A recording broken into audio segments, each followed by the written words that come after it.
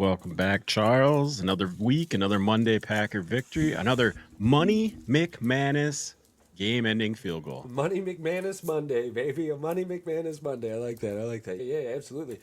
The Green Bay Packers won. The New Jersey Packers lost to the Patriots. But that's a funny thing. The New Jersey Packers. I'm sorry, the Jets. Oh, no. I like the New Jersey Packers. And then, of course, the Bears lost on a last-second field goal. That was fantastic. Vikings lost. Lions are doing Lions things, so we see them Sunday. So we'll talk about them later on in the show. Can't wait for that. Yeah. What was your biggest takeaway from this week in Jacksonville?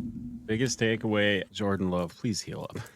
Well, biggest takeaway, please heal up. Day to day, not week to week, And please or not back. out. Please don't come back if you're going to get hurt again on a non-contact play. No. There's a very high probability that he will be playing Sunday. Yeah, if it is just a groin, he will be back. They will. MRI on the leg came back clean. Yeah. So yeah, specifics on it, I have none, other than day to day.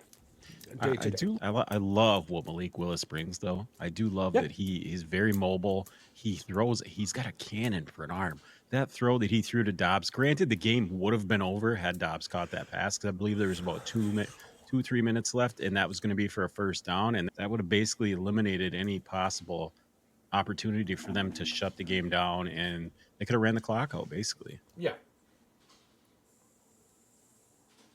My biggest takeaway, though, is I agree with you. The lack of being able to get the run game going until the second half. I don't know if that was the game plan, is to try to stretch the field or what. I didn't think. I guess I need this. Defense. Listen, the first 6 games, no, they were terrible. But the first 5 games per se, these last 3-4 games, they've been really good, bro. They've averaged almost 30 points a game. They've given up less than 24 points a game. So if you're averaging 29.7 and you're only giving up 24.6, you should be winning football games. And it took a last-second field goal for us to win this game. Which the funny thing is, it's not the same. It's not the same team that the Bears played. The Bears killed them. Oh God, no! It's weird. God, no! It's weird. Well, you can't. And the Bears didn't kill Jacksonville. That's the thing. If you just look at the score, they dropped 4 touchdown passes, bro. Jacksonville dropped 4 end zone passes. And we were not talking about contested passes here.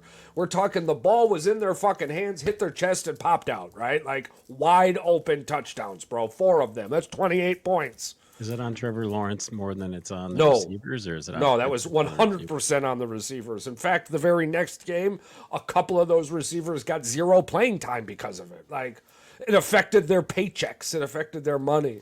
One of those wide receivers, not the one that sat, one of those wide receivers was Gabe fucking Davis, and the other one was Christian Kirk. You had him on your fucking fantasy team that week. He dropped 2 wide open fucking. That's what I'm saying. So it was, even if I think they scored like 16 points or whatever, add 28 to that final, it's fucking 47-30, right? And everyone's, oh man, maybe the Bears aren't really that good. But instead, Jacksonville drops these fucking dimes, then they beat the shit out of the Patriots on their home field. They start rolling. Bro, I was nervous coming into this game. I really was. I figured this was good. This was an away game. It was Jacksonville. Things could have went completely different. They're playing for their coach. There's a whole bunch of energy. There's a whole bunch of energy going into that game. Question for you. Yeah. That I probably already know the answer to it. But at what point, as a defensive coordinator, Hafley, I get it, you are a rookie defensive coordinator. My apologies, I said offensive coordinator. At what point do you abandon that prevent defense when you have a legit top 10 defense? It does not make sense to me that you play prevent defense. We do. We're top 10 in almost every statistical 6 minutes category. To go, you play prevent defense. Top 5 in a few. I don't know. Especially with Jair and McKinney. And I think I was wrong. The blind answer to it is analytics, bro. I was very wrong about a couple Packer defensive players. Oh my goodness. Yeah. I want Valentine back. Please get healthy. Javon Bullard, he had one good game, and then he got burnt by Christian Kirk twice. He's a rookie. Yeah, Christian Kirk is a tough task for a rookie. So I'm glad he was there to learn from it. Yeah, he's got to get faster on his cuts. He's got to get faster on reading the wide receiver, more or less. But you got to at least be there. You may not be there to intercept the ball, but you got to be there at least to make a play on the ball. If you're getting burnt 4 or 5 yards down the field, that's more on. Trevor Lawrence has been playing well. People don't realize this. The Jacksonville's got a terrible record right now, but arguably it is not on Trevor Lawrence. He's one of very few quarterbacks who gets their contract and immediately produces well afterwards. Like, you don't got to wait a whole nother year for him to get back into it mode. Yeah, unfortunately, he's just got a terrible team around them. Green Bay played great. We had a buttload of adversity. Arguably, we had a buttload of adversity. We lost our quarterback in the second half, bro. I can see him playing 1 or 2 more seasons and then him being a trade piece somewhere. Who's that? Lawrence? Yeah. Ooh, I don't know. It's Jacksonville. They're basically still an expansion team at some point. It's There's just like Carolina. There's a lot in the league that begs you not to do that. Miami going through 27 quarterbacks. Cleveland going through 50. They're the type of program team that I would assume would probably do that. I'm not going to disagree with you. I don't know if I can agree with you. To me, that's crazy. But I've seen Carolina do crazier things. I don't know if you give a guy $255 million and then trade him. I've never seen that. Right? Well, even in a couple of years. Are we going to see it with Kyler Murray? No. Why? Interesting that you bring that up. We'll have to talk about that Tuesday. Yeah. Why would Kyler Murray get traded? The Cardinals are a fucking playoff team right now, bro. Kyler Murray said he would go play in Korea. That's why. I didn't mean he was going to get traded. Is he going to leave the NFL, go play video games, and go play football in Korea? You guys need to get off this dude's dick, bro, about the fucking video. Why would you leave the NFL to play video games and football in Korea? Black Ops 6 came out. You never know, man. You never know. I know he's never going to make more money playing video games. What the fuck, dude? No, you guys are a fucking trip.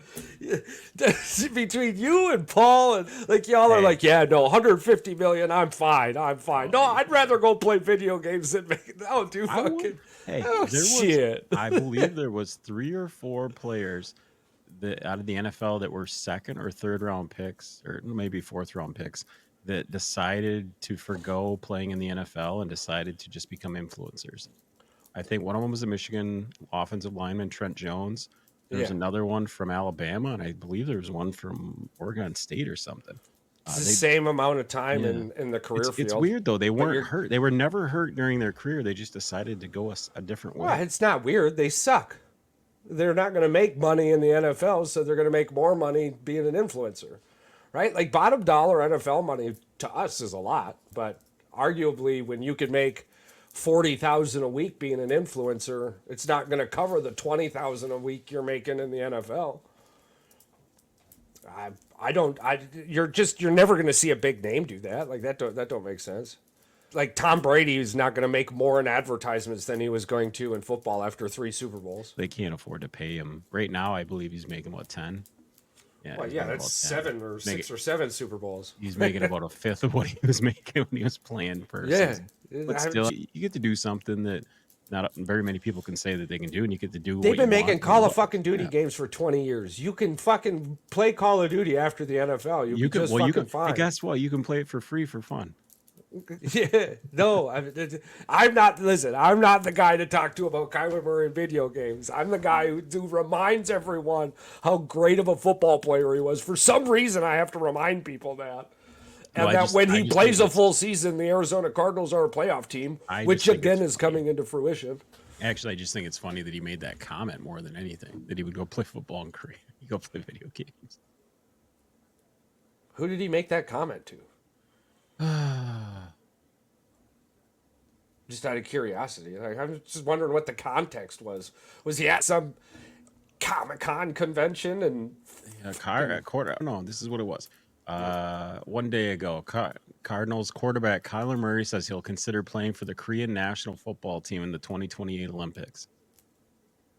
So what about that means he's gonna quit playing football to play fucking Call of Duty and goddamn football in Korea, bro? Everybody was making fun of him for going playing flag football in Korea. That's why, for Korea. Oh, Jesus No, God, I must be living under a rock. It's a joke. Yeah. Oh, who the fuck made that connection, dude? Hold on, Charles. He said he's gonna go play the goddamn Olympics, dude. Hold on, just wait for it. I say fucking 24 hours. The guy goes from playing in the Olympics to morphing into now he's gonna retire from the NFL to play Call of Duty and fucking chill in the Korean national football league. Well, the people have speculated way worse than this. Yeah. No, we're talking about the internet, bro. I'm not. The internet's undefeated most of the time. Jesus Christ. Hold on here. I'm gonna get the photo for you so you can see this. Everybody's got to be able to see this one here. Pull it up here. I'm just so effing weirded out, dude. Holy spit, man. The thing is, the problem with people, all right, is you can show anybody anything and they'll spin it the way they want it to be. Like, I agree. Obviously. 100%. Here you go, Charles, right there.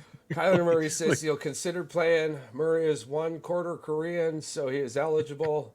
This is actually pretty smart. Players that don't have a great shot at making the U.S. team should do this. Look at the jersey. That's pretty cool. It looks pretty.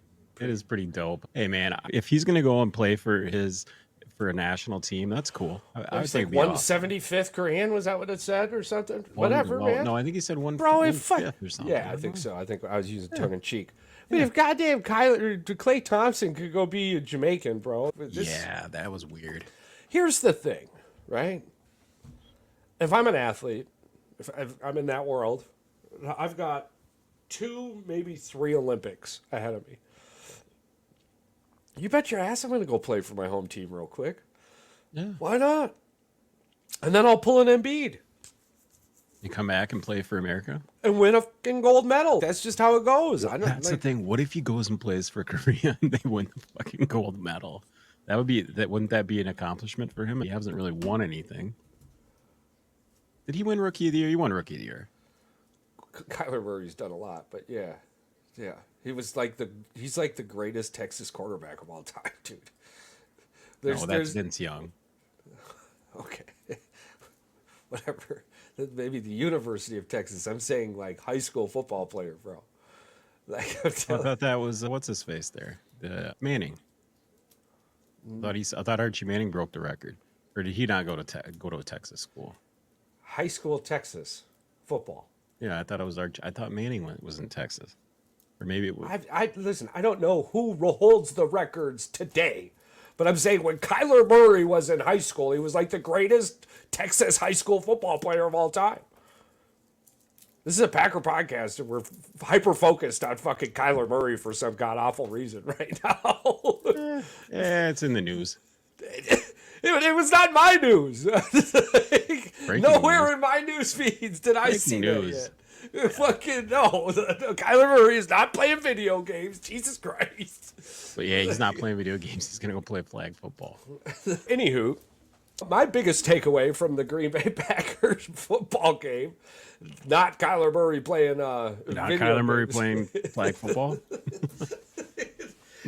Or the Koreans winning a fucking gold medal because Kyler Murray is their goddamn quarterback. Yeah, we gotta look at. We're gonna look the odds on that tomorrow. I'm like, listen, I gotta the odds on that tomorrow. I gotta pop this open and just take them all to get on that fucking level. With some mushrooms, yeah.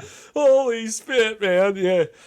Anyways, I think my biggest takeaway, and it's something that you mentioned also, to go back to the beginning of the podcast, when you asked about the run game, right? Outside of magical broken runs, because you're playing a terrible team that doesn't tackle in the first half, you don't tend to get a lot of rushing yards in the first half. Everybody's fresh, everyone's hungry. That's the battle in the trenches that everyone talks about. Are we pounding our chest though that he finally got one?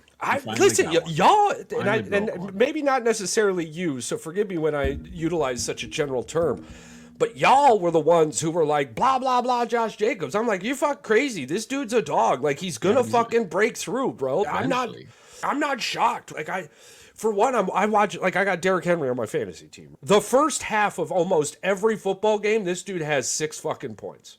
It doesn't matter, right? I think there was one game when he broke off a fucking wide open touchdown, had 11 fucking points in the first quarter. I think ended with 21, right? It's not, you don't get those. It's like, even when CMC ends with 160 fucking scrimmage yards, 2/3 of that action is in the second half. Because now defenses are tired, and that you can slip that tackle, you can juke that juke, you can push with that offensive line, and that's when you start breaking. So that's why it's so important to continue running the football in the first half, as long as the game allows it. Obviously, if you're down 31 fucking points. Is it all right? As a Packer fan, am I putting the blinders on, just thinking because I was spoiled by Aaron Jones having double-digit touchdowns? Is what we expect. Jacobs has the yards over Aaron Jones, but he doesn't breaking Packers records right now. Yeah, right now, Josh Jacobs is the absolute better. I just mean, as a Packer fan, I got tunnel vision because we had that in the past. I know what I'm thinking. I don't disagree with you, but there needs to be a bunch of context, in my opinion. For one, I'm glad you're asking me this question, because it was something that I started to hyper focus on super early. Was a lot of Jacobs' big plays, and a lot of the Green Bay Packers moving plays were taken away due to penalties. Have had a huge factor on our run game, and the fact that we're still establishing it, we're still like a top 15 team when it comes to running. We were a top 5, right? Like we're starting to bottom out, or to even out here. Jacobs ran 25 for 127 yards and 2 touchdowns. How many? Well, he got a receiving touchdown, or no, just 2. 25 for 127 and 2 touchdowns. So he had a fantastic. Yeah. These are every week, bro. I'm on this podcast, and I'm like, all right, next week expect a big game from Jacobs, right? Expect this week. I was like, I wouldn't expect a huge game from Jacobs. Did not realize our quarterback was going to be hurt, right? Like the fact that the coaches flipped that fucking game plan in the second half, that had a huge portion to do with it. Also, the defense, and this has a lot to do with Matt LaFleur's genius. Yeah. Knowing the defense was going to come out hungry, he baited the runs and pushed it to the other side. And that's when you started seeing a lot of the things, because the defense knew you were running, but offensively, if I know I'm running it, I need to run it differently, right? And the motion and all that. Malik Willis had a lot to do with us being able to run the ball like that. Oh, yeah, he's a threat to take off the ball for sure. But we're better with Jordan Love. And we're great with Malik Willis. We're great with Malik Willis. Do you want to pull up the team stats? We'll go through these like we did last week here. Let me pull up the rushing stat. But the biggest takeaway for me in this game was the run game. Oh yeah, absolutely. I guess there's one that I ignored, and it's a big one. One that's been, I guess, a big one that's been a thorn in the side for the Packers the last pretty much the entire season, and that's penalties. Yeah, well, It did not rear its ugly head this past week. Which I'm upset I didn't recognize. Yeah, I didn't recognize it either, but the game was so, I guess it was a dull game because the field got switched 3 or 4 times because of big punts by Whelan? No, Whelan had one, but that one guy had like an 80-yarder that really flipped the field, and I think that's why they had long drives to try to score a touchdown or get into field goal range. And that's why the first half went so slow. Yeah. So here we go with the splits. So time of possession, you had Green Bay 34, Jacksonville 25. It was absolutely domination. And like you said, the run game had everything to do with it. It had everything to do with it. And you can see that it's reflected. 170 rushing yards for Green Bay, 91 for Jacksonville. But of course, Jacksonville was pretty much playing from behind the entire game. Yeah. 22 first downs, Green Bay, 19 Jacksonville. 422 total yards, 390 Jackson. Yeah, they were right around their average for yards. Yeah. Granted, had Love not got hurt, he probably would have had 260, 270. Yeah. We were sub 30 on the passing yards. We were averaging about 280, 290 a game. We had 252 this game. But we still had 252 yards, and we lost the mobility of our quarterback in the first quarter, and we lost our quarterback in the second half. Is that play to Tucker Kraft that Malik Willis did, that sneaking Kraft out? That is absolutely unguardable. There's no way in football. It That is what sucks we had to Mahomes use used it to so do soon. and what Kittle does Yeah. in San Francisco. That's what they do. That's a perfect play. It sucks, but it doesn't suck. That's what we have to do, right? Because, for one, here's the kicker. A defender pops out with Kraft. Yeah. Malik Willis is still unguarded. Yeah. Either Jordan way, Love, he Jordan didn't Love have is to throw the still, ball. yep, absolutely. So now Jordan Love or Malik Willis, either one breaks to run. That defender comes in, pop the ball over, or juke and get into the end zone. It's either he commits to the running quarterback or he commits It to having sucks we had to show it so early. It does, but this was a must-win game, especially with our schedule coming up, and the two we lost early on that we probably shouldn't have. The Eagles game was up in the air. The Eagles game came down to the fact that Love got hurt more than anything, I believe. Yeah, And then the Vikings game is really the what killed Vikings us. game was just they fell behind early and they made mistakes. From Jordan Love. Yeah. So then you've got penalties. Yeah, this is exactly what you're talking about. And I love to see this right here. Jacksonville had 8. We had 3. I'm not gonna talk. I don't want to talk too much about it. I don't want to jinx it. I don't want to put nothing on it. But it was great to see. I'm so glad you brought it up. That was fantastic. Let's see it again coming up against the Lions. This is a very important game. I guess another big thing, red zone offense, though. They had 6 opportunities, scored, 2 touchdowns? The Packers get down there more than just about any team in the NFL. Yeah, we're playing the 20s tough. Yeah. The 20s, they got to get better in between the tackles. I don't want to make excuses. No.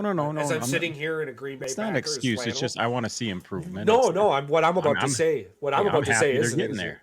No, what I'm about to say is an excuse, 100%. I didn't want that to feel like it was projecting onto you. Go for it. But with the Jordan Love injury early, with injuries to key players like Musgrave and at times Watson and Romeo, the rust building off, I just feel like we haven't had that opportunity to fucking click yet. When is Musgrave? What is his injury anyway? I haven't looked into it yet. Can you imagine him and Kraft both out there? Yeah. I think Tucker Kraft's the better tight end. Tucker Kraft is the better all around, but Musgrave is still a threat. It sucks because I just haven't seen him play enough. No, when I do see him play, I don't think they've been on the field at the same time more than a few series. So I can't say much on something I haven't seen. Yeah. I love the woulda, coulda, shouldas. I'm all about that, dude. I'm the mayor of fucking Whoville, unless my wife wants to beat my ass for it. You know that. So I'm completely optimistic all the time. Just a positive fucking patty. All right, I'm gonna go to depth chart here. While you're doing that, total return yards, and this has a lot to do again with special teams. We had 13 fucking return yards, and they scored 27 points. We had 13 return yards. That's getting ugly. I'm getting frustrated with our special teams. I'm getting frustrated with our special teams coach at this point. You've had time to get this spit figured out.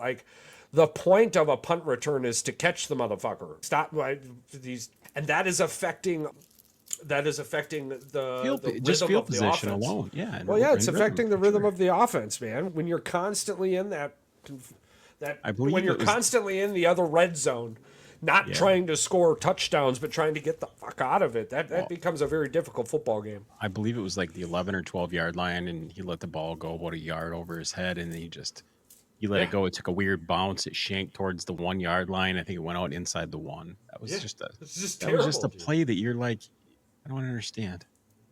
If you're not, it's fucking physics, right? If the ball's coming in like this, it's catch the motherfucker. If it's coming in like this, here comes the plane. Catch the motherfucker. You can let that one go. You don't have to catch the airplane. But when it's fucking playing 500 in the backyard with your buddies, you got to catch that ball. You do this. It's very frustrating. 67 total plays to 56. I'm not happy with our fucking defense the last couple of games. No, the defense is... Yards per play, we're giving up 7 yards per play to our 6.3. And then total in most of those turnovers, yards, Charles, were given up when they were ahead, too. I think that's the disappointing thing. The second half defense for the Packers... was the best in the NFL. heading into this game. They Well, only seeing given up we like gave up, seeing that 13 we gave points. up a touchdown in the third quarter, that right there is a huge difference. Yeah. We normally giving up 0 points. We score a touchdown. We don't give up a touchdown. We win 30-20. And It's a hey, much different game. This is taking nothing away from Malik Willis. Absolutely hitting Jordan or hitting Reed on a freaking on a line, on a rope, basically on a rope. That was an awesome pass. Yeah, I like Malik. I'm very happy about the pickup. I liked him coming out of college. Regardless of absolutely everything, I was not happy with our quarterback room. Outside of Jordan Love, I was not happy with our quarterback room. No. So seeing us pick up Malik, that was very nice. Did you get what you were looking at? Yeah, Josh Jacobs, 25 carries, 127 yards, averaged 5.1 yards a carry with 2 tutties. So they put him on the IR 17 days ago with an ankle injury. October 11th. I don't know what his injury status, but if he's on the IR, he's out for till week 13, 14, whatever it may be. Yeah, if you got put on the IR in October, you're not coming out until Christmas. Tucker Kraft. That's the thing. I love Tucker Kraft. We were talking about it on a couple podcasts ago about how I was saying that watching Tucker Kraft play, listening to him talk outside of the foolishness that was Gronkowski, this kid reminds me of Gronkowski. They call him poor man's George Kittle, but he just can't block like Kittle. He definitely can catch like Kittle. Yeah. I think the blocking will come. The blocking will come for sure.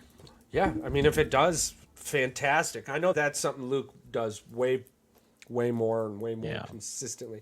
I think he might be a bigger tight end, like build wise, but Kraft is faster for sure.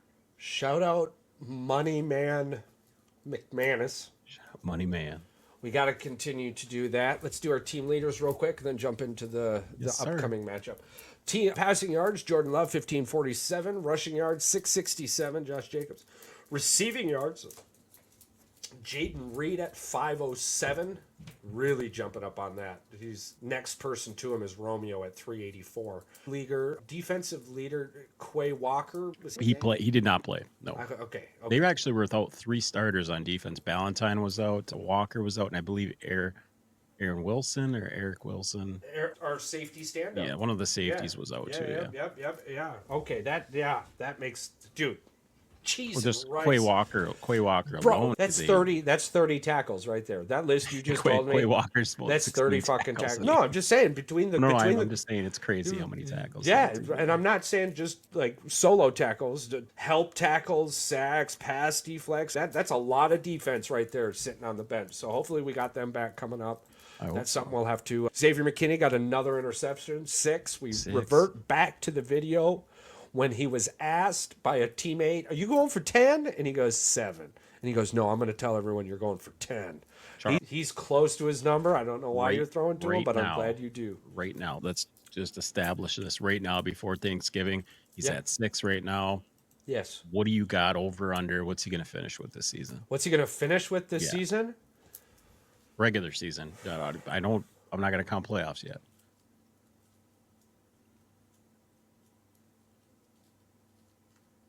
I know it's harder in divisional games to get 13. You think he's going to get 13? It was 9 or 13, and I'm feeling 13.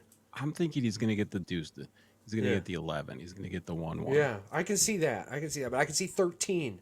I like 13. 13. And I was stuck on 9, but then I realized, wait a minute, we're playing Caleb Williams twice this year. Yeah, he's getting 13. I'm interested to see if he's going to get a pick 6 versus Caleb. That's what I'm interested in. I hope he does it on Sunday. I hope we get a pick 6 on Sunday versus the Lions. Yeah. Because then I'm going to Applebee's. I think Applebee's in Wisconsin will sell out of wings if he gets a pick 6. If we get a pick 6 on Jared Goff. I'm calling it right now. Pick 6 on Jared Goff. Probably going to be Jair Alexander. It's going to happen on the old St. Brownie character. They're going to do some flat pass to the left.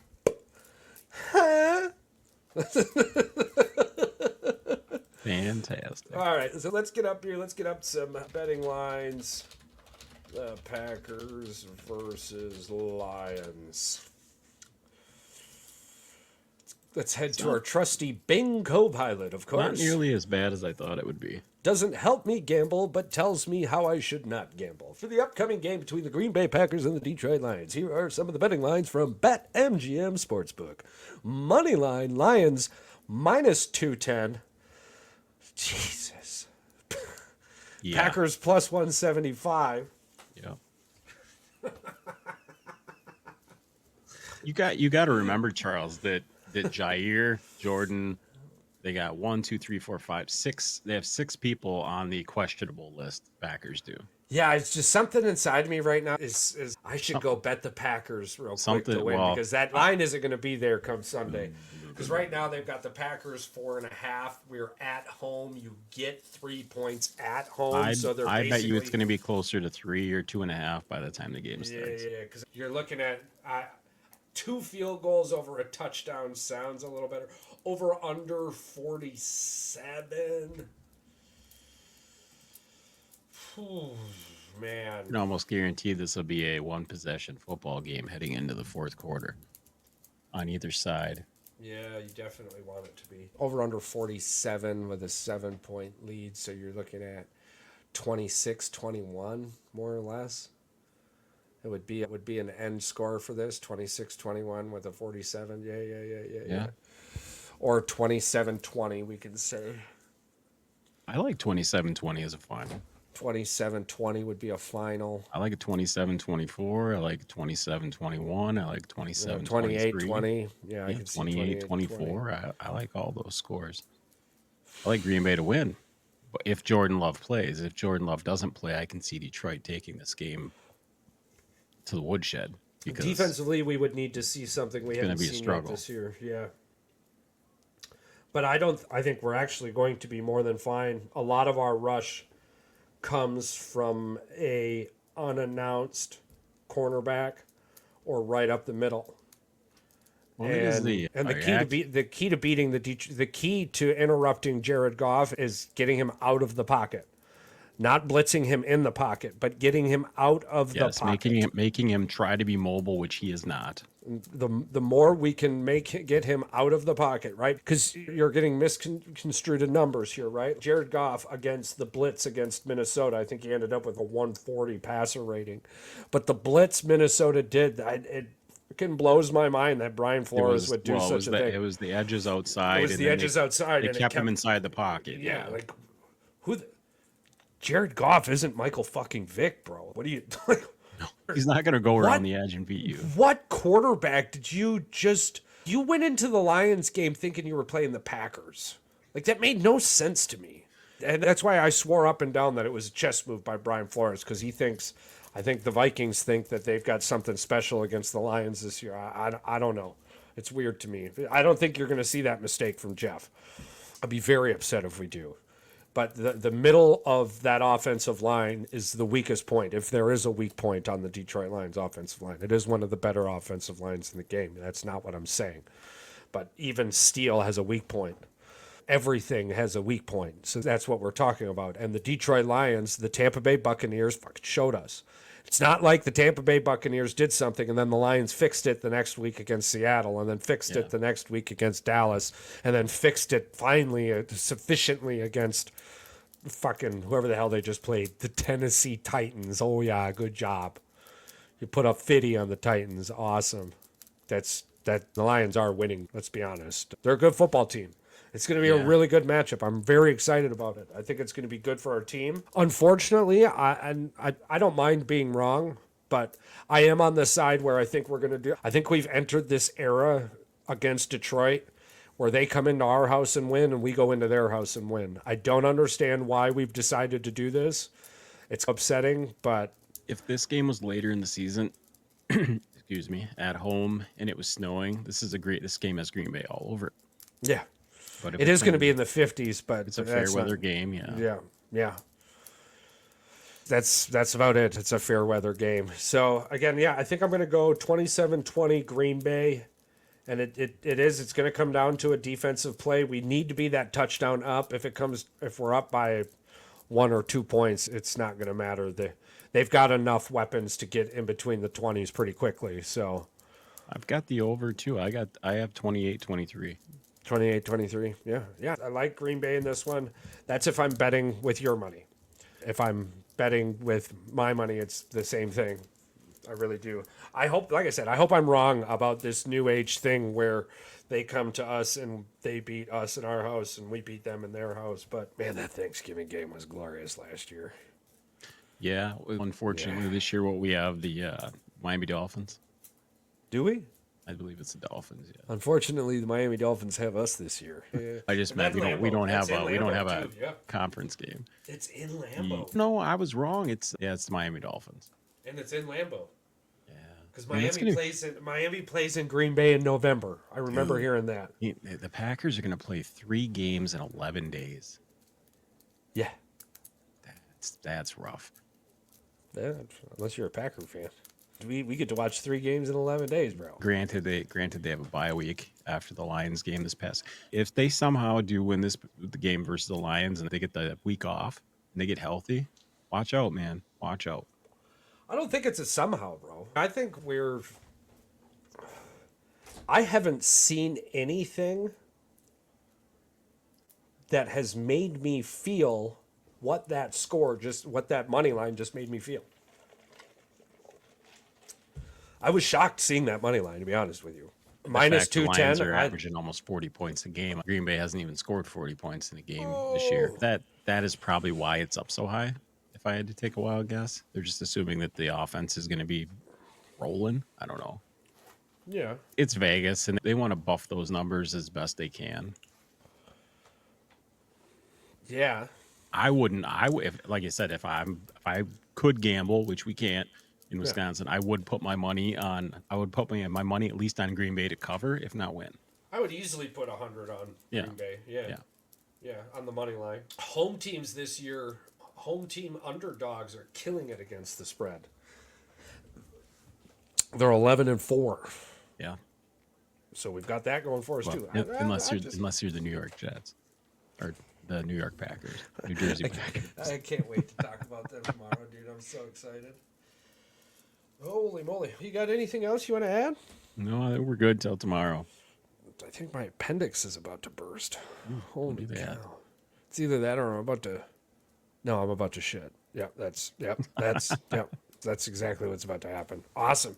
For all of our listeners out there, all of our new listeners out there, all of our OGs, can't wait to hook you guys up with some new OG outfits. But anywho, we love you guys. We care about you. We appreciate you. Thanks for sticking around. Big things coming, as always. New things coming. There's always new adventures here. Boys with the Heat. It's pretty amazing. World's a crazy place out there. Make sure to check on your neighbor. And we love you more.